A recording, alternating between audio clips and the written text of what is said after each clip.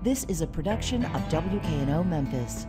Production funding for Behind the Headlines is made possible in part by the WKNO Production Fund, the WKNO Endowment Fund, and by viewers like you. Thank you. A conversation with suburban mayors about the likelihood of municipal schools tonight on Behind the Headlines.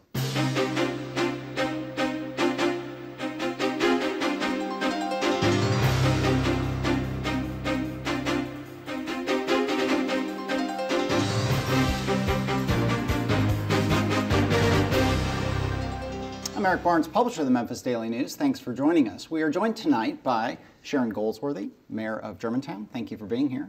Thank you for the invitation. Absolutely.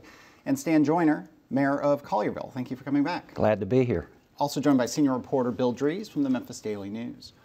Let me start, and I'll start with you, Sharon. The bill to allow the creation of municipal schools has passed through the legislature. I believe this is a bill that you and others from the suburbs have lobbied for and wanted for some time. It goes back to the court case where there was a bill passed and found unconstitutional because it was allowed municipal schools in Shelby County only, according to the judge.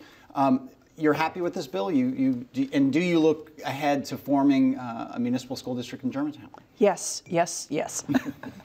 Certainly this bill supplanted the vulnerability of the previous bill that Judge Mays found unconstitutional because of what he deemed limitations in applicability. In other words, not everybody in Tennessee could do it. Hardly anybody else could do it. This bill actually is statewide. And so it stands the test, we believe, and should not be challenged.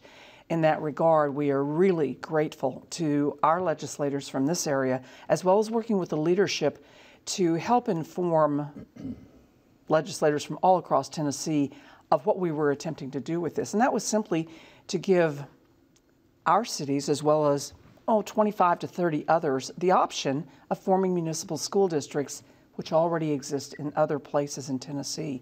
So now we're very intent on developing the timeline for the procedures that we now must follow toward developing municipal schools, and we would hope to have that in place to open schools in August of 14.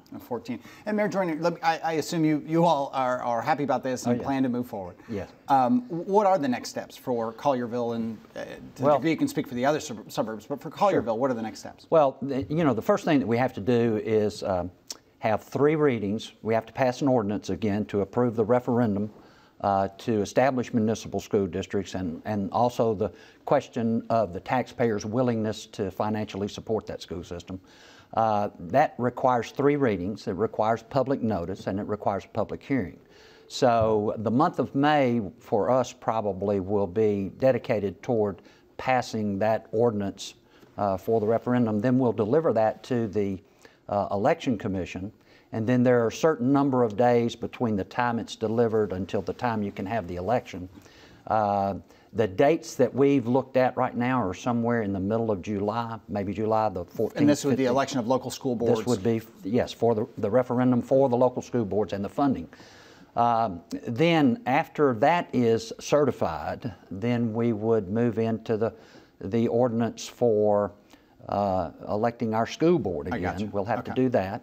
Because the election, people who maybe only follow this kind of part way, they'll think, wait a second, there was an election for school board in Germantown and Collierville and out there. That was all negated. You can't go back to those results in any way. Okay, but there is funding in place. You all did pass a half-cent sales tax increase. That has been collected. That has been on the books. And that will not need to be redone. The first month that we collected taxes from that was for the month of October. So we've had 4 or 5 months 6 months of collections from the half-cent sales tax. And what, in terms of the funding and that question, I'll just kind of bounce back and forth here. There were some people back when you all were moving down this road of creating your own school district who said that half-cent sales tax wasn't going to be enough.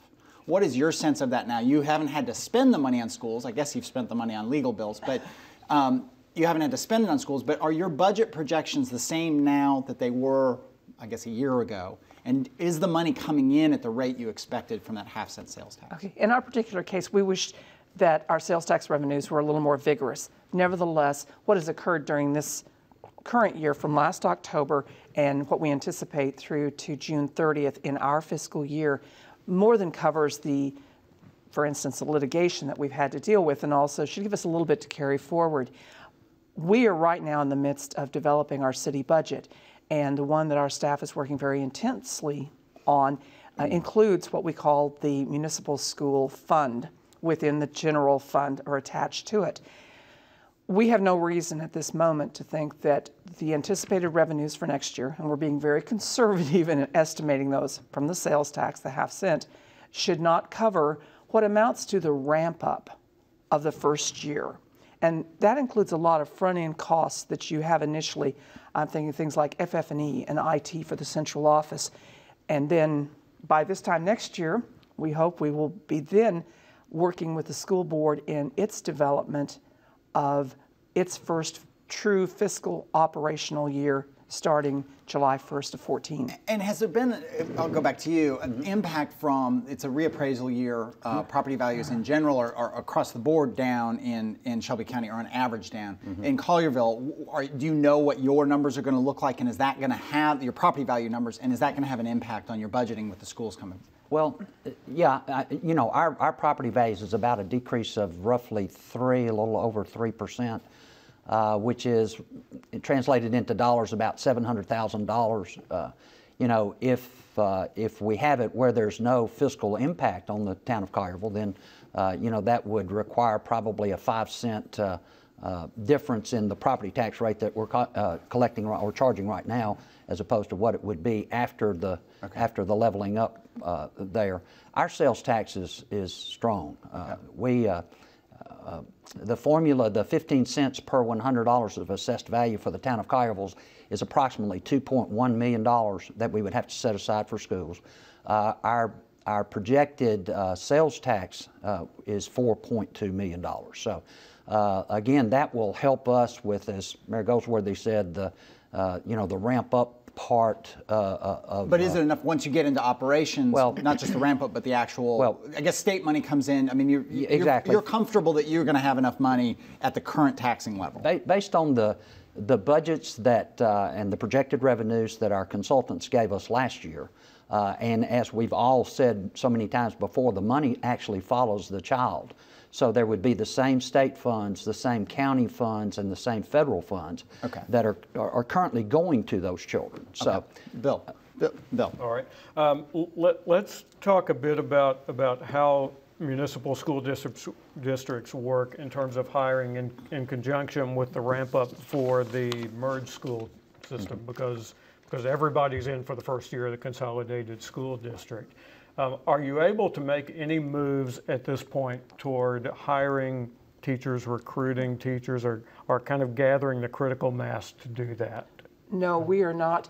We have been very clear in understanding what is the role of the city government and what is the role of the school board. The school board hires a superintendent, the superintendent does the hiring. So it would be premature for us to act in a way that would, you know, kind of preempt. We just have no standing to do that. Nevertheless, there are other things that we had done last year and we are working on right now, such as securing space for central office and looking at FF&E and IT and things like that. So even though we must refrain from doing things that have been deemed by the judge not to fall, to be the school board's right, truly the school board, but in meeting with some of the, what we call the pre-elected school board, the folks who ran last time and when, we don't know if they'll be in office again. They have to go through the whole process again. Nevertheless, in those conversations, making very clear this is what the city does and we do it to this point, and then it's a handoff. And then after that point, it just depends on, they're coming back to us for budget, primarily, the local share of budget, and that's it.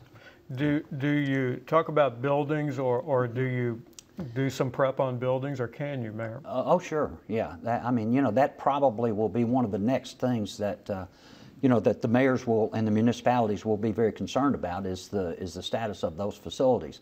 As we've said in the past, we feel like that historical rulings by the court are in our favor there, and that the buildings are held in trust for the children who attend those schools. So that obviously will very likely take place through negotiations, possibly, or would that be negotiations between the city government or between in the case of Collierville, or the future Collierville School Board and the county school system? Well, certainly we'll start the discussion. We'll start the discussion. Yeah. Okay. And I think that will carry forward. Any agreement, I believe, about the dispositions of the schools would fall between the two. Because this bill doesn't school boards. address that in any way. There is no legislation and it's a big number, and people get real fired up about that.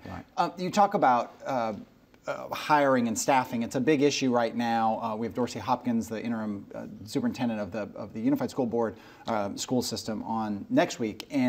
But the big issue right now, parents, particularly in the suburbs, very nervous. Lots of rumors, lots of, I don't know, real stories. It's hard to sort through what's going on, and the fundamental question being, who's going to be, from a parent point of view, who's going to be in that classroom when school starts in August? Does this throw more uncertainty into it? Even though you want this to happen, but is there even more uncertainty? If I'm a parent in Collierville, first I don't know who's going to be in my classroom in 2013, and then maybe who's going to be there in 2014. Well, and that's a very valid point. I think there are those concerns. We have, I've met with PTA groups and with our citizens groups, and, they understand that these are all things that we have to take care of, and you can project, but there is no crystal ball. So, and Mayor Golds, go ahead. I think to that point, I'm encouraging people, especially this last week since the legislation appears to remove a significant barrier. I'm just telling people, when I was over at the elementary school the other day, hang with us. Let's get through this year, and a year from now, we will have done everything possible that your child will attend a municipal school. And stick with us on this. Understand that 1 year is not going to drastically change anything. And I think the other thing, when people talk about the stability of faculty, and we believe in the stability issue, there are lots of facets of what we plan to do that speak to student stability and such. Nevertheless, every child every year changes teachers. yeah.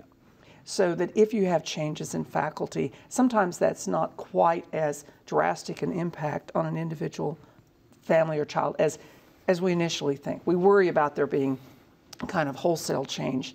We have at least 2 schools in Germantown, I believe, that are getting new principals. And is that part of the merger process, or was that actually underway anyway? Those were, I think, retirements that were just, people had decided it was time to retire. And that's one of the things that's going on right now, is that you have some folks in the school system saying, look, we have, every year there's staffing changes. Every year there might be a principal who moves on or a teacher who retires.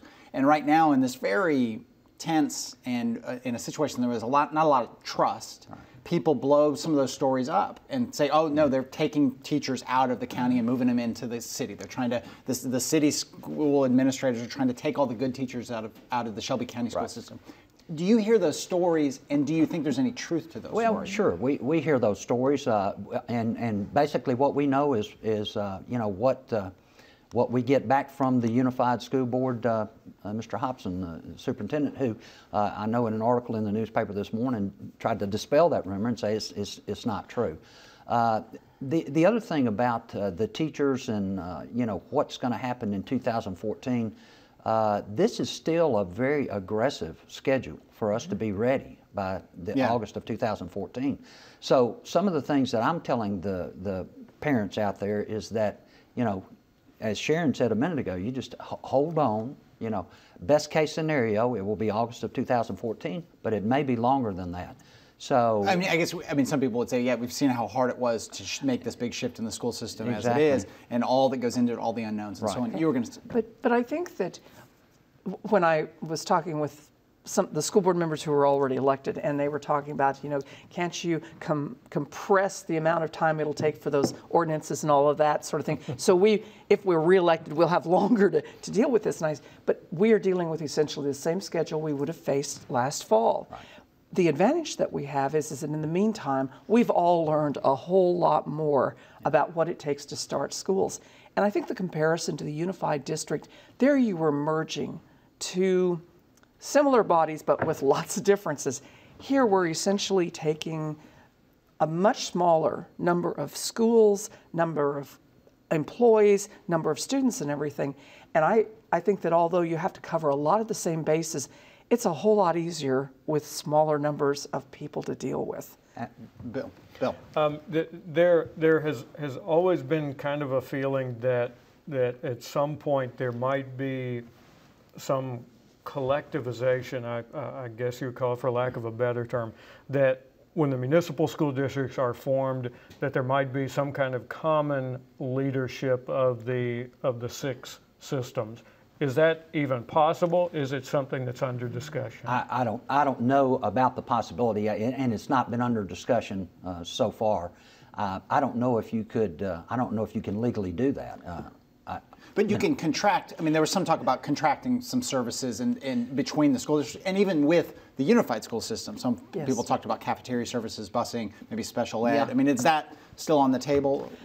I think very much so. Okay. As we move toward this, we'll be looking for the ways in which, how do we operate the schools, particularly when you come to things like transportation and food service and janitorial and things like that. Right. There appear to be no barriers to our contracting or creating some type of collaborative and such.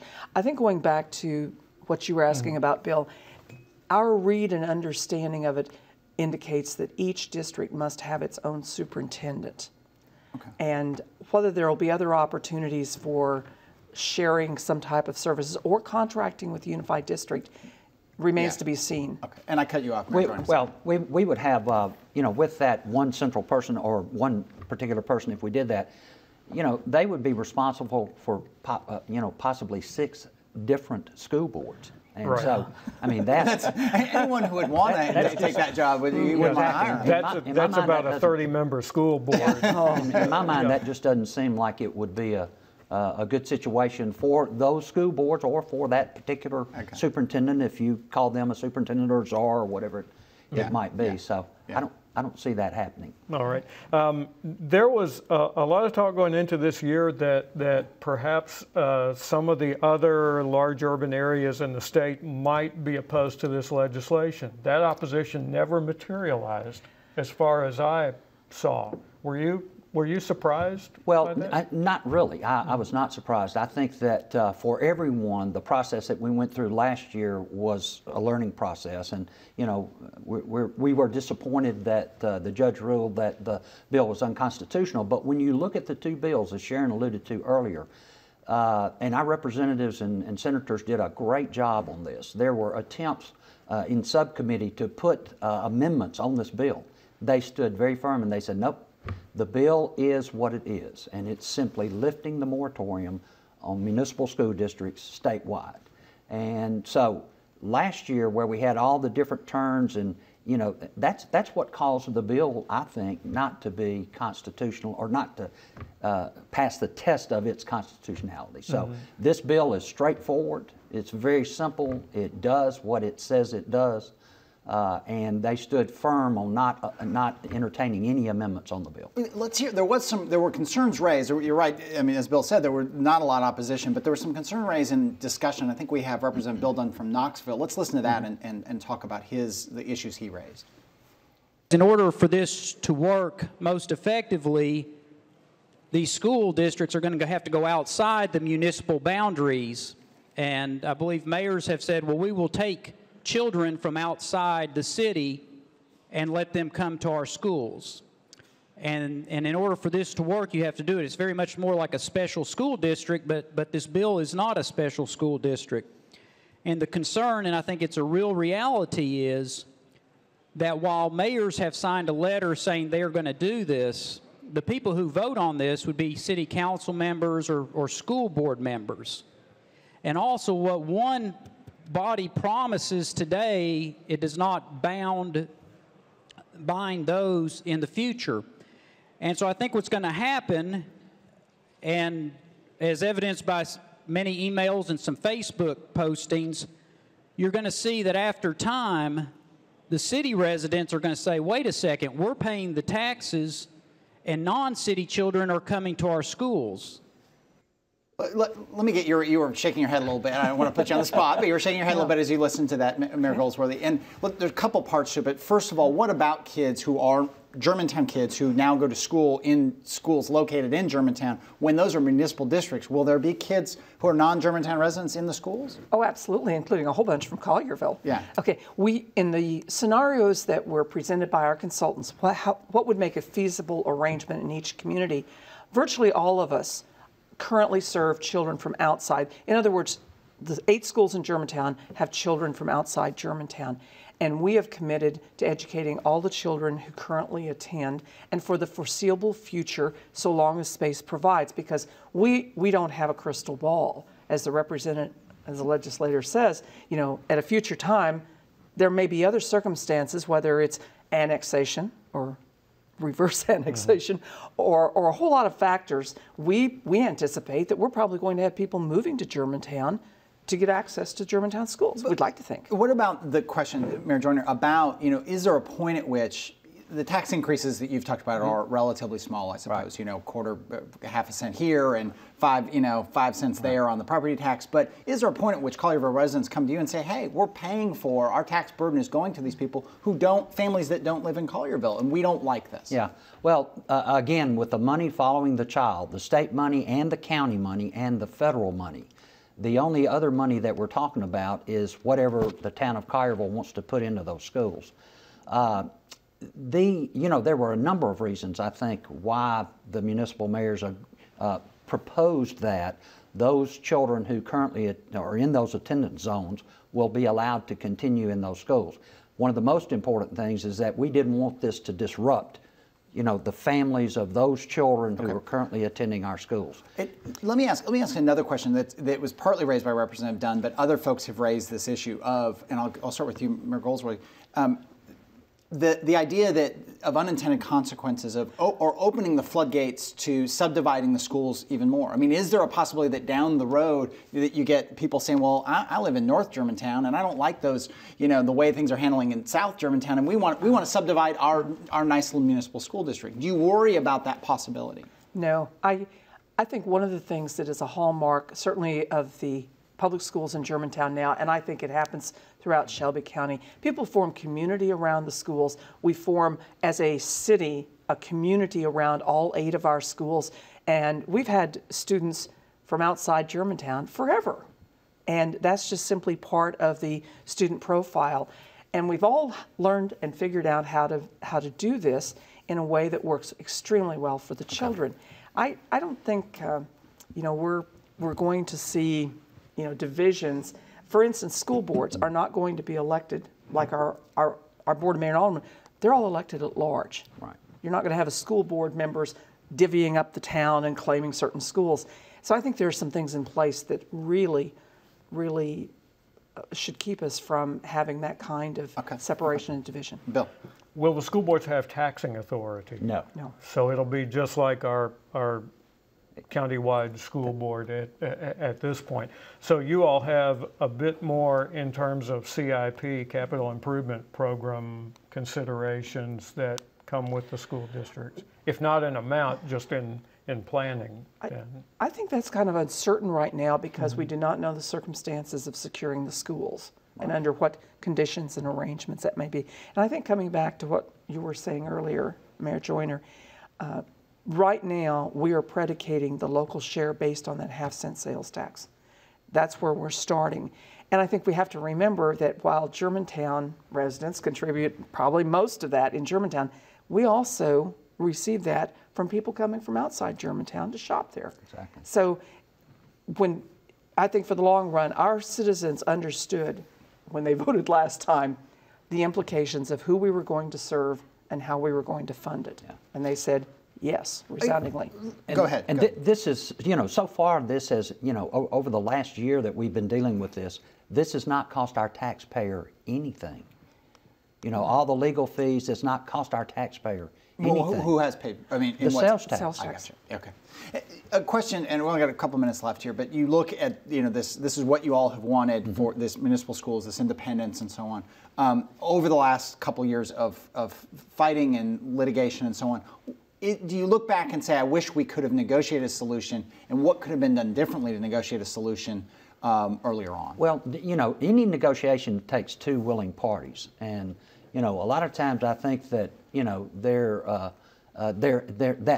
was very lacking in two willing partners to sit down and actually try to mediate and try to work out agreements there. So now the other side may have a different perspective about that. But I'm sure they do. That's my perspective. They've been on the show and had a different perspective. Exactly. So, yeah. But you know, you have to be willing to work with each other. I think that the municipalities have, as a group, tried to reach out to the TPC. Yeah. We've tried to reach out to the Shelby County Commission.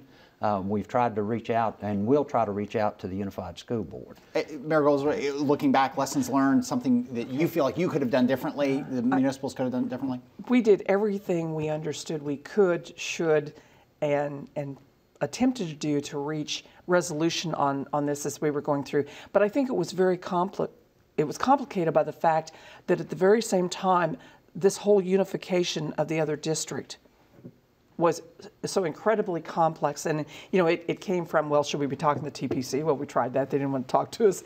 Let's hit the school board. Well, the school board, and so even in the settlement talks back at the turn of the year, we were dealing with the county commissioners and the city of Memphis and the city council. Right. But the school board was absent from that discussion. All right. Well, last word there. Thank you for joining us, Mayor Goldsworthy, Mayor Joyner, Bill. Thank you, and thank you for joining us. Join us again next week. Good night.